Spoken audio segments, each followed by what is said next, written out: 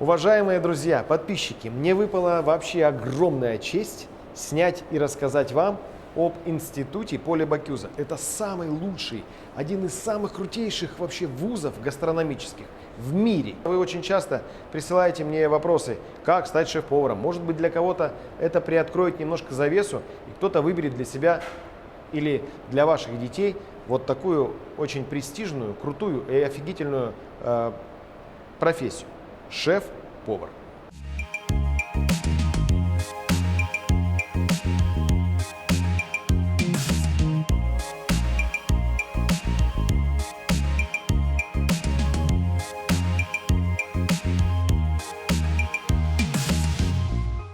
Здорово, дружище. Привет. В общем, тут главное у всех вопрос. Как получилось так, что Красноярск ну, в Москве-то многие вопросы задали сами себе и еще в общественности. Глаза расширили такие, типа, почему Красноярск, почему не Москва, Петербург, это же столицы. Да, нам постоянно задают этот вопрос. Ну, не знаю, может быть, нам больше надо было или еще что-то. Вообще, коллабораций с высшим образованием мало у кого получается. И вообще, высшее образование к бизнесу как-то не совсем благосклонно, потому что они не умеют работать по правилам игры бизнеса. И когда я первый раз пришел к ректору, говорю, давайте вот сделаем такой проект, мы будем говорить, что нужно, а вы будете готовить. Ну, вот нам таких специалистов. Они говорят, а так не получится, потому что вот что бы ни было, они так как вы этого не сделают. Ну, давайте вы будете участвовать в этом процессе самостоятельно, как руководитель.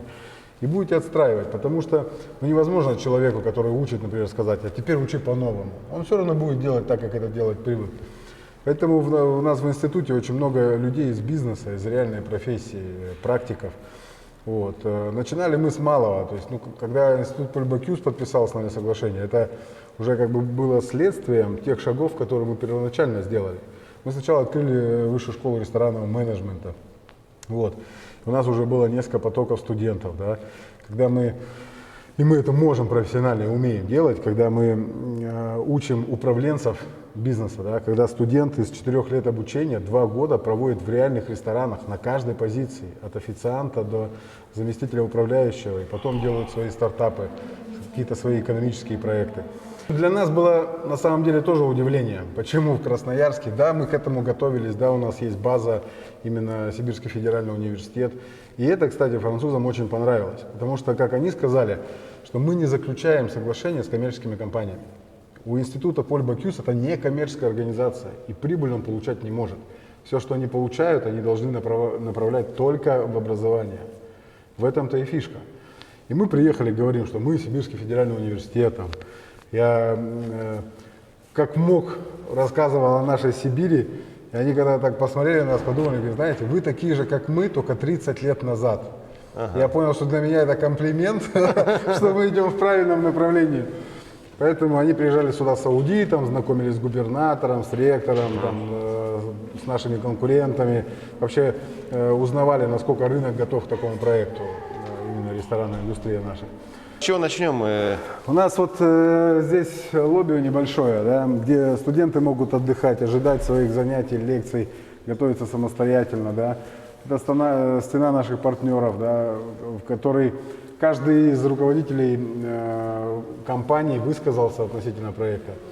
Вот. У нас, наверное, одна из наших достопримечательностей – это креативное кулинарное пространство, ресторан истории.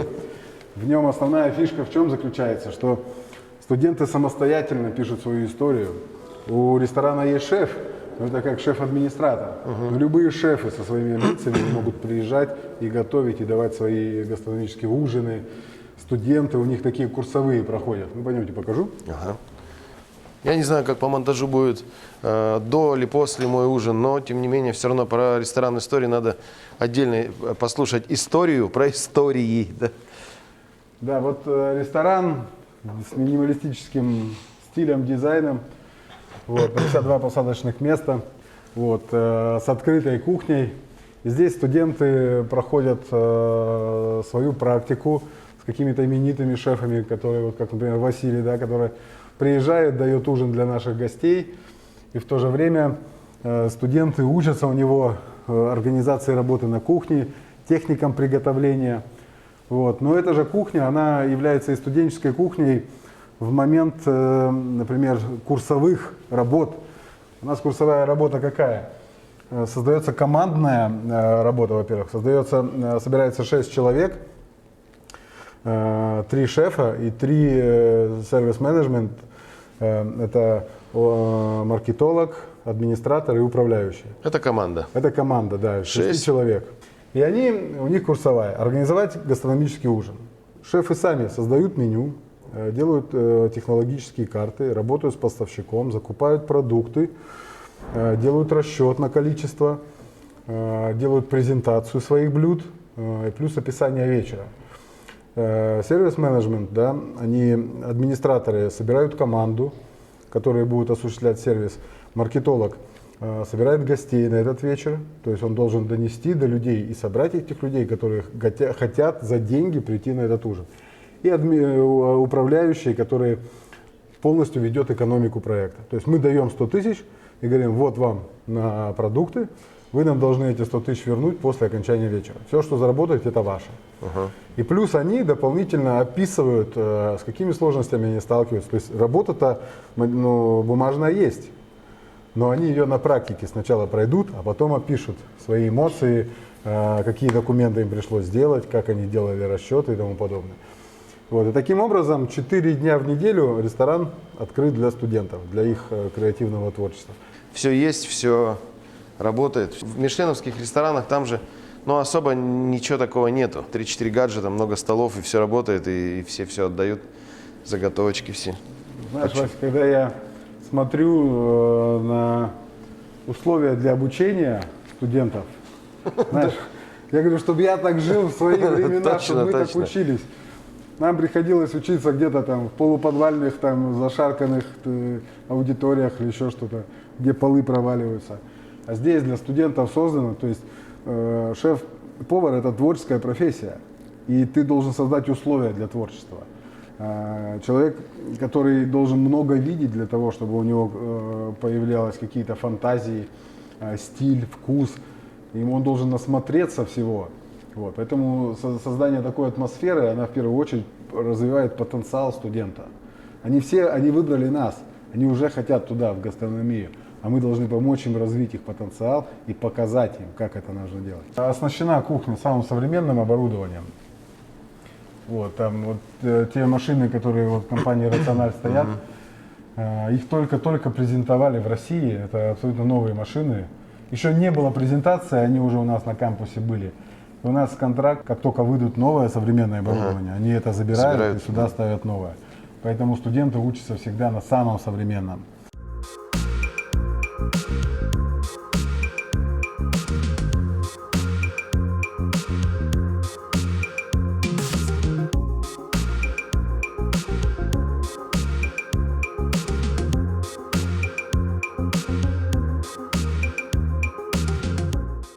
Здесь современные раздевалки, женская, мужская, отдельно шефская раздевалка.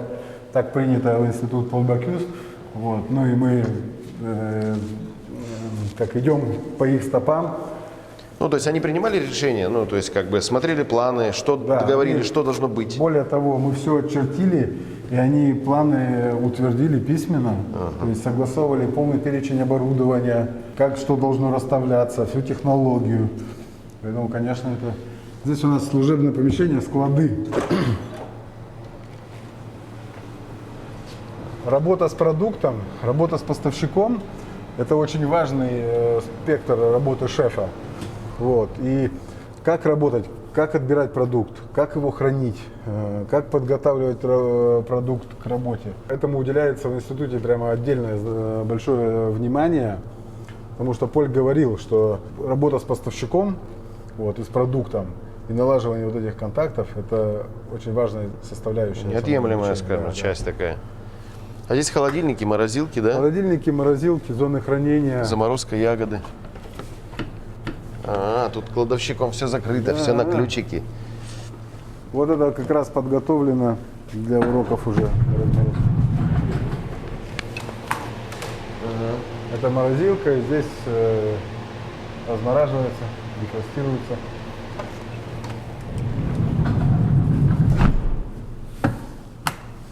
Сейчас посмотрим, что это может открыто что-нибудь. Ага. А здесь, ну, здесь минус. здесь просто плюсовка. склад, да. Или сухая. Все систематизировано, все ровненько лежит. Соль, сахар, самое главное. А тут что? А это зона приемки, перефасовки на второй этаж в аудиторию. Все вот эта вот система вентиляции сделана. Все аудитории у нас, они все с кондиционированием, с хорошей вентиляцией. Ну, на кухне, я считаю, вентиляция, наверное, важнейшая вещь. Вот, потому что если будет работать некомфортно и воздуха будет не хватать, конечно. А здесь дебаркадер. Да, здесь дебаркадер и зона приемки, разгрузки. Это все системы института. Ну так прямо впечатляюще. Сколько общая площадь института? Общая площадь где-то 2500 квадратов со складами. Ну, плюс мы сейчас еще взяли дополнительные лаборатории, в которых студенты могут готовиться к кулинарным конкурсам. Будет такая студия-конструктор. Под каждый кулинарный конкурс выставляется, создаются свои условия. Вот. Это аудитория шоколада и кондитерских изделий. Ален Дюкас. Да. Все аудитории у нас названы именами шефов. Нет, закрыто там. Да, можно только Не так. пускают. Красиво очень. Смотришь, все белое, за окном белое такое прям настоящее сибирское. Вообще, да, мы когда строили, здесь было такое помещение под столовую и окна под потолком. И, знаешь, Вась, меня все время удивляют эти проектировщики, которым кажется, что повару или там шефу смотреть в окно вообще не обязательно. То есть, Белый кафель. Да, белый дешевый кафель, чтобы туда в окно посмотреть, надо было подпрыгнуть, понимаешь? Свет дневной есть, нормы соблюдены, и слава богу. И мы опускали, выдалбливали все стены, опускали все окна. Они что, вообще были вот там, вот Вот там форточка, на да? таком, и это, просто чтобы как свет попадал. Ну и вот в 4 стенах сидишь там. Мы максимальное пространство делали. Даже вентиляция у нас, короба все стеклянные, из нержавейки. Именно для того, чтобы ощущалась легкость пространства. Ну, конечно, но когда все светло, тогда и глаз радуется, и тогда депрессии никакой нету. Ну, важно. Некоторые, я вот смотрю там в Москве, встречаю, есть вообще без окон студии.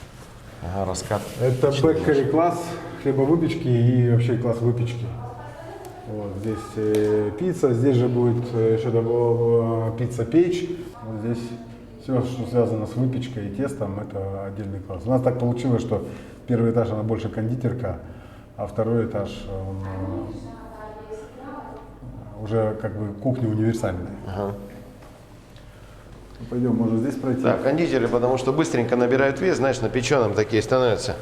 Толстенькие, им тяжело ходить на второй этаж, и их решили оставить на первом, да? Я не знаю, как везде, но у меня такое впечатление, что с кондитерами какие-то, ну как-то их особо не хватает, что ли, в стране, потому что, ну, по мне так, ну, как бы кондитер это сладкая профессия, но, честно говоря, профессионалов с огнем не слышишь. Вот здесь у нас студенты как раз проходят урок. Правильно, сами моют посуду, все должны сами уметь. Да, и тоже очень большое значение. На кухне, когда студенты занимаются, определяется су-шеф, который потом сдает чистую кухню шефу. Из студентов. Из студентов. Студенты самостоятельно замывают кухню, чтобы все было идеально, все вытерто, все пеной запенивают, полы все прочищают. Они должны сдать идеальную кухню. Сейчас здесь работают студенты Какого курса? первого курса. Первого? У второй группы они разделены на группы и на 2 подгруппы. Всего у нас на первом курсе 60 человек, и они разделены группами по 30, а каждая еще по 15. Каждая аудитория рассчитана на 15 студентов. Ну, на учеников. Плюс шеф-стол. Можно зайти. Сейчас зайдем, давайте посмотрим.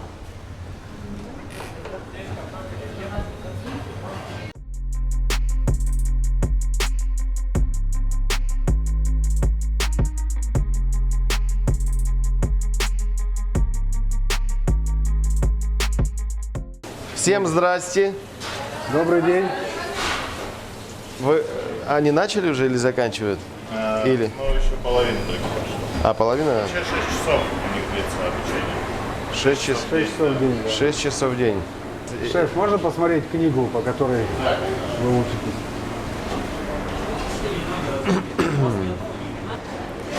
По этой книге, по этой книге учатся наши студенты. Книга на английском. Русский вариант. Но экзамены они сдают на русском и на французском. Вот так вот. Да, если бы не пандемия, то на экзамены приезжают французы и принимают у студентов самостоятельный экзамен. Но так как сейчас все не выездные, поэтому их заменяют наши шефы. Но мы экзамен записываем на видео и отправляем во Францию. И они убеждаются. Но нам они презентуют на английском, Да. чтобы для европейского уровня. Все студенты, которые у нас числятся, они числятся студентами института Поль Бокюс во Франции. Студенты получают 2 диплома. Сибирского федерального университета и диплом института Поль Бокюс во Франции. То есть в России сейчас, в Красноярске, можно получить европейский диплом. А где-то продается эта книга?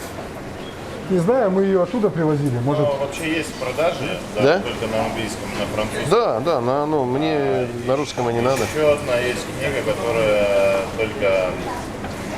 ее нет в продаже, она только для института. Сейчас их, к сожалению, нет с собой. Здесь собраны французские базовые техники. очень важно научить базе, знаешь, с чего-то начинать, стартовать.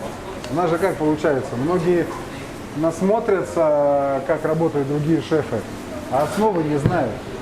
А здесь важно приобрести основу, вкус, стиль, вот, а потом уже заниматься творчеством. Ну, так, конечно, люди говорят. Я помню еще по проекту «Мастер-шеф» приходит на кастинг, мы им говорим, ну, что тебя привело? Он такой, я люблю экспериментировать. Я говорю, а ты где учился или есть какая-то базовая у тебя знание? Он такой, нет, ну, я как бы экспериментирую. Это самое страшное, когда человек говорит, я люблю экспериментировать, не имея базовых знаний. Это не знаю, как я бы сейчас юриспруденцией бы занимался. Типа, я же могу там кого-нибудь отмазать, но это же не то. Это же все. А у нас многие говорят о высокой кухне, а картошку пюре грамотно приготовить не могут. Согласен. У каждого свой набор ножичков, да? Да, студенты, когда поступают, им выдаются их фирменные собственные ножи и кителя. А вы первый курс, да? Это пальцы-то целые или перемотанные у всех? Первый курс-то как? Нормально? У нас, да, все целое. Ну, вообще, с первого курса всегда перемотанные пальцы. Ну, наверное, это пока исключение. Надеюсь, не накапливает. Без травм. Что, ни у кого нет пластыря даже на пальцах? Но зато в той группе есть, там посмотрите. А это папочки у каждого? Какие-то лекционные материалы? Папки, технологические карты, то есть недельный материал, здесь весь есть то, что мы готовим. Ага. Это все остается потом студентам, да? Да, Нифига себе. То есть вы выходите, у вас там такая тележка тех карт. Здесь Паназия, здесь Франция, здесь кондитерка, здесь эклерчики, здесь тесто. Раз так, пойду с тестом. Пошел, денег заработал. Сочинять ничего не надо. Вот она, Ну. классика. Ладно, до свидания. Ладно, ребят.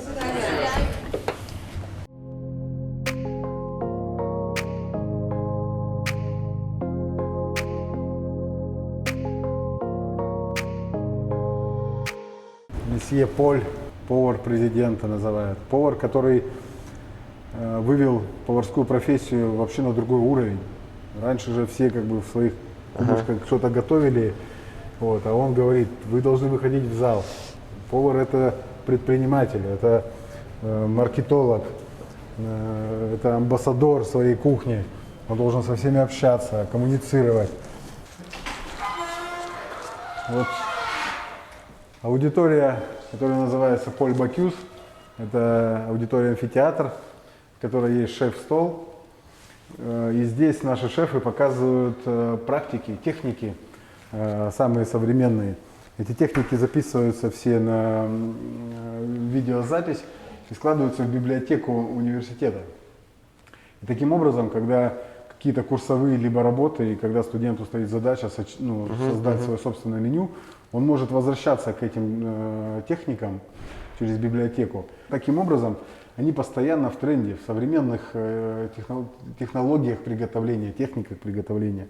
Аудитория Рене Редзепи. Здравствуйте, ребят. Здрасте. Здесь вкусно пахнет. Там что-то вообще не пахнет ничем. То ли там не готовят, здесь готовят, да? Шеф, какая сегодня тема?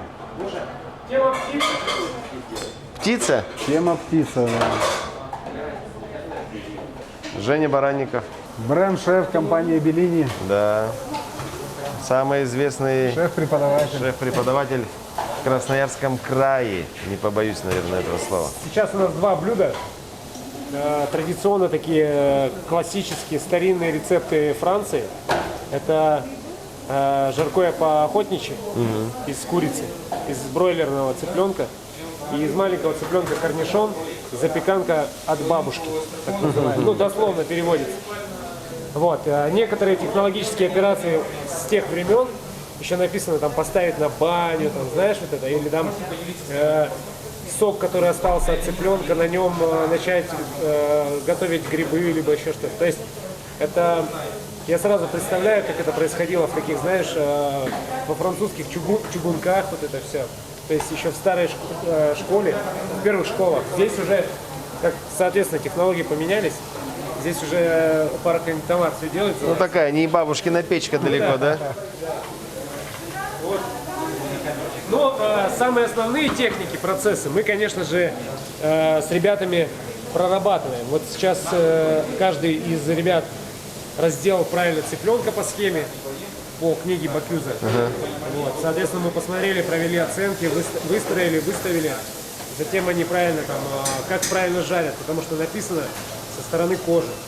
То есть ты смотришь, внимательность, то есть есть графа, внимательное соблюдение техник и технологий. Смотришь, подходишь, подсказываешь, делаешь замечания.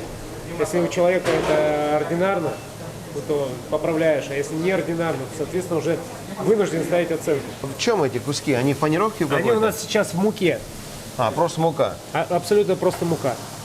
А косточки на грудке, да, плечевая косточка зачищается. Ну, по рецепту обязательно. То есть смотри, вот видишь, у кого-то получилось вот так, у кого-то более идеально получилось. Соответственно, здесь отсюда и оценка пляшет. Ну и опять же, каждая оценка не просто молча ставится, а в конце рабочего дня, когда ребята уже замылись, мы делаем небольшой брифинг и озвучиваем. Там, допустим, вот я поставил B4, но в силу того, что ты невнимательно смотришь и не слышишь, я тебе ставлю 3, но, пожалуйста, давай развивайся. Чтобы он, главное, исправился. Интересно, а кто там ест все это? Ребят, То есть ребята у нас они сюда приходят голодные, они специально. приходят голодные, но уже наученные, они говорят: шеф, мы с собой принесли контейнеры.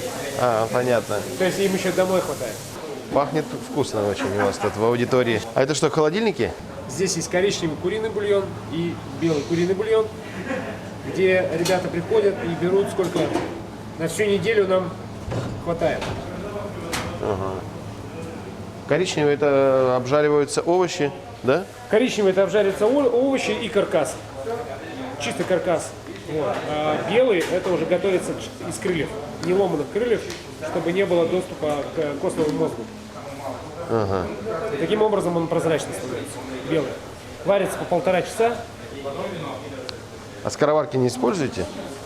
Мы, Как некоторые шефы говорят, мы же работаем над техникой, каждый должен понять, через себя пропустить все процессы. Иногда приходится объяснять, что, ребят, я тоже понимаю, что вы считаете, что это глупо, и что есть сейчас скороварка, например, да, но мы обязаны просто через себя вот это понять и пропустить этот процесс. Ну, логично, да, я согласен.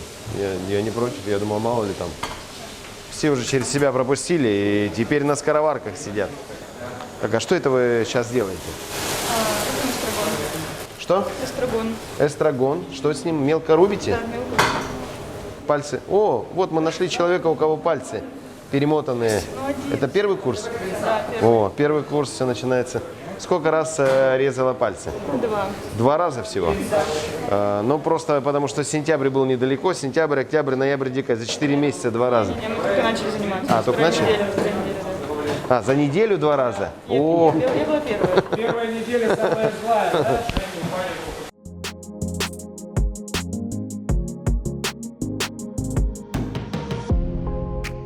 Это стена нашими первокурсниками, с нашими талантами. Знаешь, какова философия института? Наши французские коллеги нас к этому подвели. У каждого студента есть свое хобби. И это то, что он любит делать. Это же хобби. хобби, да. Вот. И если мы поддерживаем и помогаем им развиваться духовно там, в своих интересах, то они это выражают потом в приготовлении, в блюде, в продукте. Вот. Таким образом, вот у нас есть там гитаристы, фотографы, каратисты, баскетболисты и тому подобное. И очень много им творческой работы у них здесь, внутри института. Ну, кто-то картишки поигрывает, Да. деньги зарабатывает. Покерочек раз. Да, Аня мне помогала. Вот в кимоно. Аня помогала мне на ужине. Да, Я бы не догадался даже. У нее такая выправка военная, я не подумал, думал, может, танцами занимается или еще чем-то. Максим Севина у нас, его хобби как раз именно поварское искусство. И институт Поль Бокюс проводил конкурс по всему миру, по всем кампусам. Все студенты, нужно было приготовить блюдо в оранжевых цветах и презентовать его. Вот. Из всех филиалов, из всех студентов Максим занял первое место. Они соревновались именно с французом, но Максим более четко описал блюдо и подготовил техническую документацию под блюдо. Это такая наша звезда. Оранжевое блюдо, да? Да. Но он на ужине мне помогал. Он, конечно, видно, что он выделяется из толпы. И на 3-м этаже, там будет у нас лаборатория, еще мы только начали проектирование, будет лаборатория. Мы выиграли грант на исследования в области вертикального выращивания овощей и зелени. Вот, и в коллаборации с другими вузами, биотехнологии, физики и iFarm компания новосибирская. Вот, мы совместно будем работать над разными культурами и проработкой разных бизнес-планов. Потому что сейчас, к сожалению, в разных регионах, как вот Красноярск еще удаленный, выращивание своих овощей и своей зелени именно экологически чистых, здоровых. То есть сейчас что-то выращивается нашими друзьями-китайцами. Вот, но это томаты, которые не замерзают при минус 30 на морозе. Я даже боюсь понять, что там в них. Да, они же там в районе Крастец, да, по-моему, теплицы были. Они сначала ветер гулял, Потом потом их смотрю. уже куда-то переносили, но они какие-то неубиваемые. Они до сих пор где-то зимой с какими-то печками, буржуйками эти помидоры выращивают. Удивительно. А ведь здоровье нас это в том, что мы едим. Ну, конечно. Скажи, что ты ешь, и я скажу, кто ты. Это и культурная составляющая, и здоровье нации. Поэтому вот над качественным питанием, здоровым питанием, питанием в школах, в институтах, в госучреждениях или еще что-то. Это и есть такая основная задача института. Поменять нашу гастрономическую, точнее развивать нашу гастрономическую идентичность, нашу культуру. Мы вообще гастрономическая нация, и до 2017 года делили первое место по уровню гастрономии с Францией. Но потом понадобились заведующие столовых производств, вот, а искусство ушло на второй план. Это все надо возрождать, поэтому эти студенты, это как раз и есть новое поколение шефов. Да, многие люди, кстати, пишут, вот, ну, там на канале и так далее, пишут, ой, что там, вот это зарубежное, все нам все парят с Европы, а что мы вот там сами с усами? И мне даже нечего ответить, я даже порой не знаю даже, что и сказать.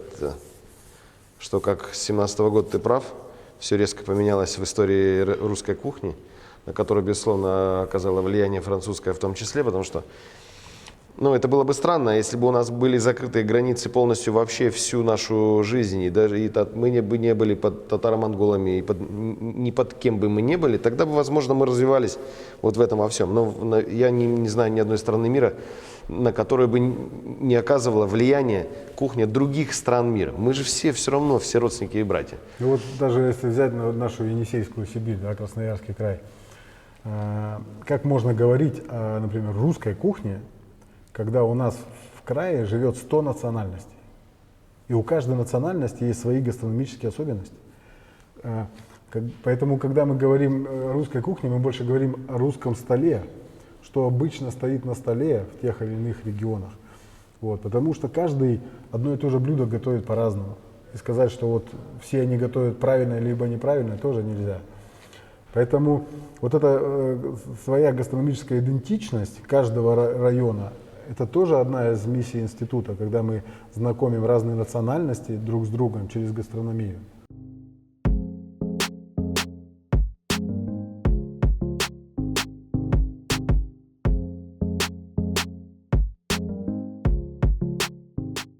Так, тут пока мы долго болтались туда-сюда, ребята уже приготовили курочку. Надо попробовать, как мы побывали в Академии Поля Бакюза, не попробовав еду. Ну-ка. Я ходил, вернулся, понял, что я голодный, а тут как раз я помню же, что уже открыли. Да? Ребят, дайте, пожалуйста, приборы Василию. Здесь уже перекладывают с собой все, поэтому не смотри на оформление. А, это, я думал, так учат подавать в институте. Это уже все с собой. Ребят, продолжаем дальше. Все, это всего лишь шеф Василий. Работаем дальше. На кухне никогда не прерывается работа. Ну как они, а чье это? Моя. А? Моя. Так, понятно. Виталий, А стоят все ждут остальные. расскажи про соус, Виталий. Как ты его готовил? Мы соус обжариваем шампиньоны на масле, затем добавляем лук, шалот. После этого добавляем коньяк, поджигаем его. Формируй. Да, затем вино, выпариваем все спирты. После этого мы добавляем этот бульон, смешанный с томатной пастой. И выпариваем. И в конце добавляем масло и соль. Какое масло? Сливочное. А, сливочное. Вот видите, хорошо быть хорошим шефом. В любое место заходишь и ешь. А можно я ногу побью? Есть нога? Конечно. Грудка, конечно, такая тема. Ее надо запивать белым вином, там, не знаю, чем французы. Они же белое вино специально придумали, чтобы запивать грудку. Она же сухарь. Вот такой вот. Так бы на одном красном сидели только. С дичью. Я шучу, конечно. О, нога ништяк. А вы мариновали как-то это все? Только соль и перец, да, у вас? Да. Курица вкусная какая-то, местная, что ли? Это домашний. Ну, прям домашняя фермерская. Не птицефабрика. А видели, да, какая она была? Желтая. Да. Сочная, вкусная. Все, ребят, чистота на рабочих местах. Как только закончили, сейчас начнем следующее блюдо. Сушеф читает технологию. Вы сейчас что-то другое будете делать? Конечно. Давайте, я тогда молчу, а вы продолжайте, посмотрим. Самое важное, не забыть удалить вот эти вот фаланги на крыльях. Таким же образом, как и мы разделяли бедро и голень у цыпленка бройлера. Находим пустоту, прощупывая пальцем и очень аккуратным движением лезвия ножа, просто одним движением разделяем. Хорошо? Не было, чтобы вот этих вот, как будто бензопилой там разорвало, что все аккуратно, все технично, все профессионально. Понятно? Я летучая мышь. Максимально старайтесь, обращайте внимание на то, чтобы кожа была целостная, потому что если где-то будет нецельная кожа, в процессе тепловой обработки она стянется, деформируется и вообще потеряется внешний вид. Вот. Мы уже посолили и поперчили. Первая задача, нам нужно стянуть крылья. Крылья должны максимально быть плотно прижаты к грудке, но ни в коем случае не перетянуты ниткой, потому что это все равно, еще раз, в тепловой обработке останется отпечаток и будет такая полоска от ниток. Этого делать не нужно.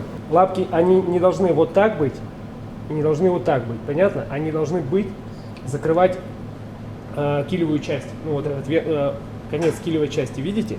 То есть мы должны сделать его плотно, не так, чтобы он был худой, и не так, чтобы он валялся. Понятно? Он должен быть сбитый, аппетитный, кругленький такой, понятно? То есть от этого и от этого будет зависеть наш внешний вид на тарелке.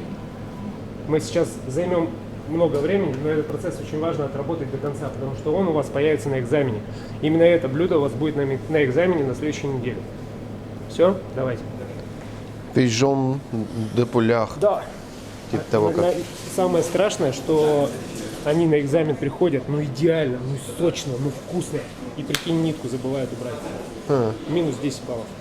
Офигеть. А сколько всего? За каждое блюдо по 20. Ну, половина, грубо говоря, Да, сразу и баллов. все, и улетает. Ребят, внимательно фаланги, не забывайте, не все фаланги отрезаем. В твоем случае я к тебе сейчас подойду.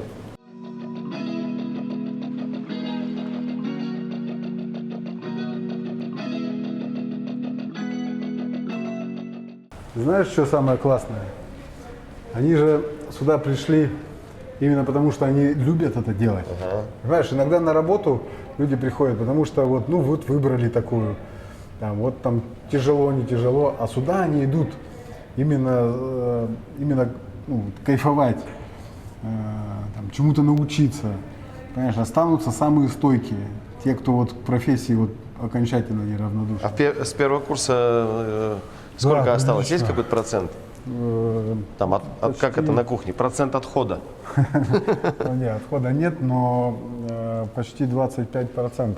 Из 40 человек 10 отчислилось. Ну, отчислили. То есть кто-то... По разным причинам, да? Да, да. Кто-то понял, что не их, кто-то не прошел, там, кто-то думал, что учиться так же, как в школе можно, не ходить на занятия, там, еще что-то. А как вот на занятия не ходить? То есть вот у нас посещаемость 100%, без вариантов. Если ты не пришел на занятия, ты это потом где узнаешь? А тебя спросят, это же надо потом взять руками, приготовить. То есть заочки здесь не получится. Нет, наоборот, мы говорим, если вы что-то не поняли, приходите еще раз попробуйте там, ну, как-то осваивать. Ну и экзамены, конечно, здесь проходят так. Студенты сначала боялись, когда там французы приехали принимать экзамен, причем они экзамены принимают не только у студентов, но и у наших преподавателей. Они смотрят, как преподаватели делают свою работу, делают им замечания, корректировки там. Вот. Ну и ребята все нервничали, там, плакали, им говорят, все, давайте презентуйте на английском свое блюдо. Вот. По 4-бальной шкале оцениваются. Вот. И ну, ребята многие волновались. Они говорят, да эта оценка не нам нужна, она вам нужна, чтобы вам понять, что вы не доглядели. Поэтому у них экзамен это какая-то такая срез работы над ошибками. На что обратить внимание, чем позаниматься. Знаешь, ну, вот, конечно, сначала ну, для нас, я помню, когда мы учились, для нас экзамен это стресс. Стресс. Вот. А для ребят это ну, как-то, во-первых, и они знают, что их спросят. Нету такого, то есть мы тебя спросим, вот, что захотим. То есть ты идешь на экзамен, конкретно знаешь, что ты будешь говорить и что ты будешь готовить. Это вообще круто. Спокойно можно подготовиться, прийти и сделать вышаг.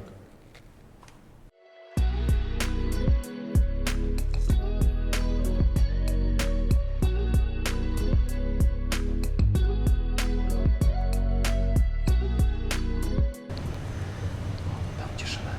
Там сейчас как раз рассказывают. Тихо пока заходим и смотрим.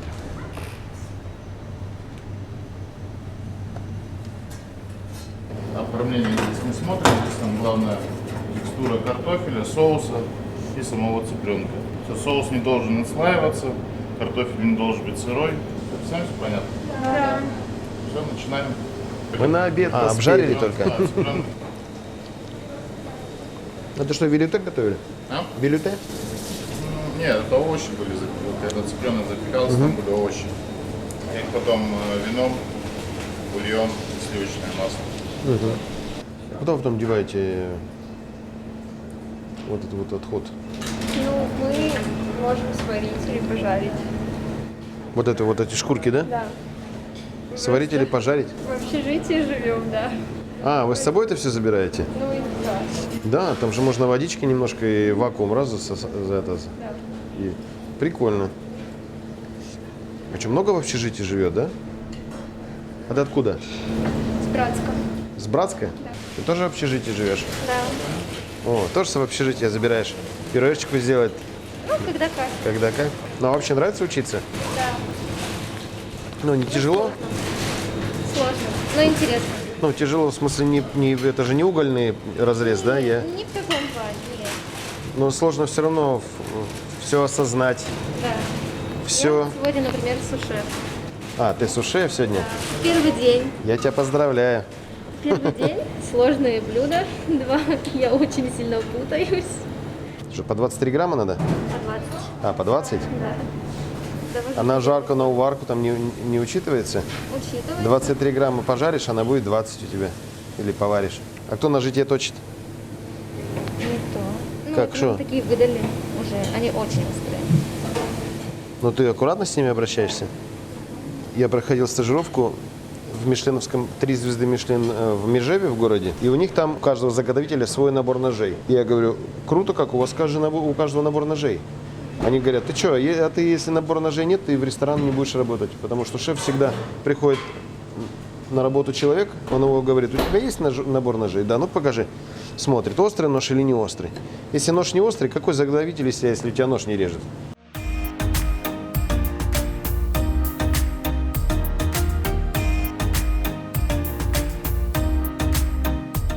Я говорю, слушайте, а у вас какой процент отчислений? Они говорят, у нас нет отчислений. Во Франции, да? Да, потому что там это стоит образование 17 тысяч евро, и те, кто туда приходит, они осознанно делают этот выбор. Вот, они говорят, нас студент уже выбрал, а дальше уже как бы наша квалификация, наш профессионализм, По 80 сейчас евро. 90. По 90 уже? Так, значит, сколько? 17 тысяч. Раз, два, три. Умножить на 90. Получается 1 530 000 во Франции стоит обучение. Год. 1 530 000 в год. Значит, умножаем на 4 года. Если с курсом ничего не происходит, то получается 6 120 000 стоит... Первый курс у них 17, потом по 15. Ну, хорошо. Около 6 миллионов в любом случае. А здесь? Пока 200 тысяч рублей в год. Но Будет расти? Будет расти, конечно. 200 000 в год и 1,5 Это миллиона. 2 с небольшим тысячи евро. Да, поэтому, конечно, сейчас такая возможность. Плюс, понятно, что европейские цены и наши цены там сильно отличаются из заработных плат и все остальное. Но сейчас существует система кредитования, именно образования, которая датируется государством. Это ты сейчас про Россию говоришь? Да, сейчас про Россию. Ага. То есть даже если вот 200 тысяч в год тебе нужно заплатить за обучение, есть образовательный кредит, который можешь ты взять без обеспечения, без поручительств и без первоначального взноса. Если вот вдуматься в цифры, ты платишь за первый год обучения 800 рублей в месяц. Каждый месяц по 800 рублей. Второй год обучения ты каждый месяц платишь там по 1500, 1600. А все остальное кто покрывает? Сейчас я расскажу. Третий год ты платишь там 2600. И четвертый год там что-то 6000 рублей в месяц. Потом тебе дается 3 месяца, чтобы найти работу. Ну, как правило, они уже все будут на работе. И потом 10 лет ты платишь там до 10 тысяч рублей, платишь из своей зарплаты. На остаток вот этого вот Да. кредита. То есть, да, тебе выдается фактически кредит на 14 лет. 2/3 процентной ставки рефинансируется государством. То есть ты берешь в рассрочку просто эти деньги и в течение 10 лет отдаешь. То есть ты платишь только 2/3 ставки, 1/3 от основной ставки, а это ставка рефинансирования. Причем это вот образовательный кредит 2 года в России, вот сейчас только набирает обороты. Это новая история, как вот новое образование, новая история. Сейчас можно учиться не там, где у тебя есть возможность, а там, где ты хочешь. Это прям дорогого стоит. Поэтому ребята, у которых есть желание именно в какую-то профессию, сейчас себе это могут позволить. И это очень родители круто. больше не должны платить за студента. Теперь это все уже как бы их личная ответственность. Представляешь, 0. Родители платят 0. Потому что там 800 рублей в месяц, ты даже выйдя один раз на подработку спокойно можешь заработать. Ну, логично. Это, ребята, для тех, кто хочет связать свою жизнь не только с кулинарией, но и со всеми другими отраслями. Вот я, кстати, об этом не знал. Вот теперь и у вас есть какая-то... Надо порыться просто, не знаю, в сетях и пойти в банки, и спросить их об этом. Они расскажут, как можно сейчас учиться без помощи родителей. Потому что я тоже учился без помощи родителей, но не потому, что... Почему? Потому что у меня родители пенсионеры были в тот момент, когда я уже пошел учиться. И как бы, что там с них было? Деньги тянуть с пенсии. Приходилось работать и так далее. Я, конечно, из-за работы пропускал много. Поэтому у меня там Я тоже. за первый курс у меня 4 была по английскому, а не 5, как у всех остальных, кто был на родительском бюджете, так сказать. У нас полным-полно было людей, кто из богатых семей в Академии туризма. И они учились прекрасно, потому что с них снимали все обязанности. Типа, ты учишься, все, вот тебе денег, все, давай кайфуй. А когда надо где-то их подзаработать чуть-чуть, да, за учебу за свою заплатить, там, конечно, пробелы.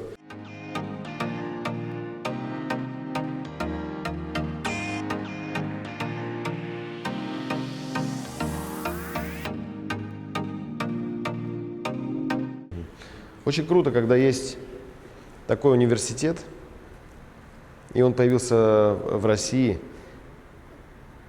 На вопрос, где учиться и стать лучшим поваром, я однозначно хочу сказать, это институт Поль Бокюз. Здесь, в Красноярске, это полноценное 4-летнее образование с 2 дипломами – французским и русским. Русский государственного образца, это все находится на территории, в ведении, в коллаборации с Сибирским федеральным университетом. Здесь, конечно, огромное количество, это кто не знает про Красноярск. Красноярск – студенческий город. Красноярск – город университетов. В Красноярске такое количество молодежи. Люди, которые не относятся к гастрономии никак, у них, конечно, возникают всякие такие хейтерские вопросы, всякие подколы, подтрунивания, типа, ну что там, вот у нас же это, чего-то там, как-то. Ребят, это просто беспрецедентная акция. Это беспрецедентное событие вообще в истории, в гастрономической истории России. За всю, наверное, историю. Я, конечно, могу ошибаться, но мне кажется, вот за всю историю существования российского государства такая поварская академия – это прям вау. Пусть все студенты будут с лучшими шеф-поварами в мире. Пусть они разъедутся по всему миру и будут говорить: я учился в Красноярске, на моей родине, да.